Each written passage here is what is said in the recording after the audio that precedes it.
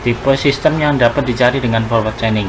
Sistem yang nomor satu adalah sistem yang dipresentasikan dengan satu atau berbagai kondisi.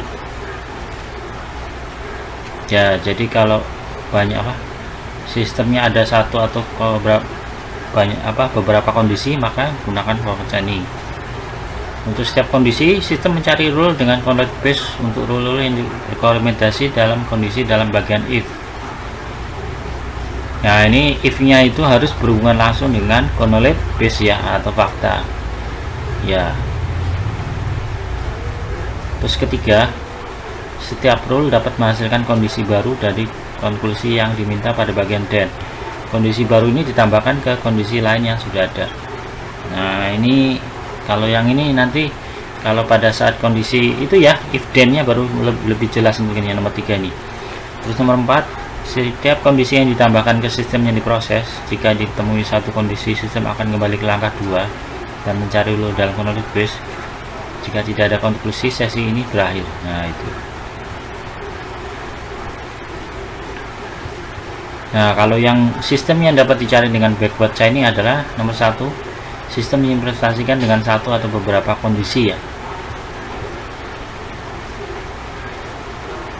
Ya, hampir sama ya dengan forward chaining. Nomor 2, untuk setiap konklusi mencari rule dan knowledge base untuk rule yang berkomputasi dengan konklusi pada bagian then. Nah, kalau yang tadi, kalau yang forward chaining itu ya, knowledge base-nya itu berhubungan langsung dengan pada bagian if.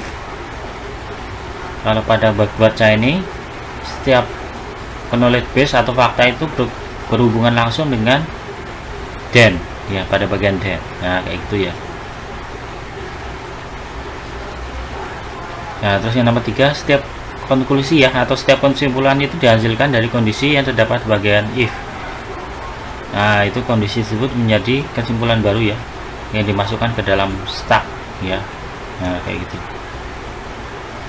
Nah, ini nomor 4, setiap konklusi yang ditambahkan ke sistem akan diproses ya. Nah, ini nanti dijelaskan pada saat percobaannya ya. Nah, terus ini forward chaining ya. Nah, ini ada contoh proses menggunakan forward chaining,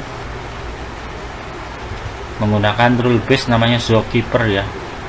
Dia menggunakan forward chaining.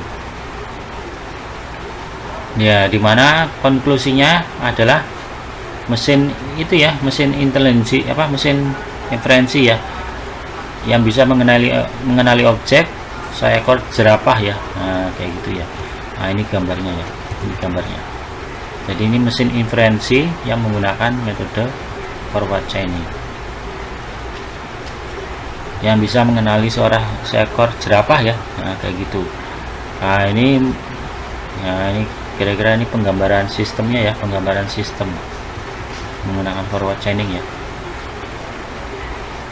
Ya, kita lihat ke atas sedikit ya. Jadi ini mesin inferensi ya, atau mesin cerdas. Jadi di sini dari gambar ini kelihatan ya. Pengenalannya pertama dari mempunyai hair. Nah, berarti binatang itu mempunyai rambut. Terus mempunyai has long leg, berarti mempunyai kaki yang panjang. Terus di sini juga fakta datanya atau knowledge base-nya has a long neck. Ya, binatang itu mempunyai leher yang panjang. Terus habis itu has a tawny color. Jadi binatang itu mempunyai warna di tubuhnya ada coraknya ya, coraknya macam-macam ya. Terus has a dark spot, jadi di badannya itu ada titik-titik hitamnya ya. Nah, ini ada 1 2 3 4 5 6. Ini dimasukkan sebagai fakta yang masuk ke dalam mesin inferensi ya. Nah, nanti mesinnya inferensi diolah ya. Kalau faktanya atau datanya cocok semua, nah itu diolah ke dalam mesin inferensi.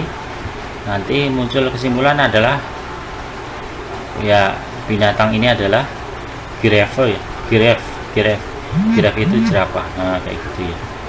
Ini ya contoh menggunakan forward chaining ya. Sorry.